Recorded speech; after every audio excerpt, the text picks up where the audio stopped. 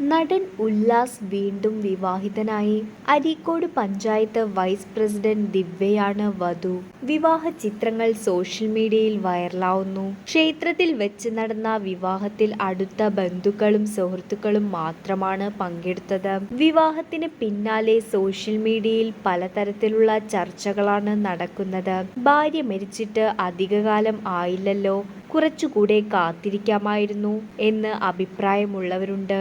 അതേസമയം ഉല്ലാസ് പന്തളത്തിന്റെ സാഹചര്യം നിങ്ങൾക്കറിയില്ലല്ലോ. അദ്ദേഹത്തിന് ഒരു കൂട്ട് വേണമെന്ന് തോന്നിയപ്പോൾ വീണ്ടും വിവാഹം കഴിച്ചതിൽ എന്താണ് തെറ്റ് എന്ന നിലകളിലൊക്കെയാണ് ചർച്ചകൾ പോകുന്നത്. 2022 ഡിസംബറിലാണ് ഉല്ലാസ് പന്തളത്തിന്റെ ആദ്യ ഭാര്യ ആശയെ വീട്ടിൽ തൂങ്ങിമരിച്ച നിലയിൽ കണ്ടെത്തിയത്. 2 കുട്ടികളാണ് ഇരുവർക്കും. മക്കളുടെ നിലവിളി കേട്ട് വന്ന് നോക്കിയപ്പോഴായിരുന്നു തൂങ്ങിമരിച്ച നിലയിൽ കണ്ടെത്തിയത്. സംഭവ സമയത്ത് ഉല്ലാസ് പന്തളം വീട്ടിലുണ്ടായിരുന്നില്ല. പുതിയ വീടൊക്കെ വെച്ച് സന്തോഷത്തോടെയുള്ള ജീവിതത്തിലേക്ക് കടന്നപ്പോഴായിരുന്നു ആ അപ്രതീക്ഷിതമായ സംഭവം.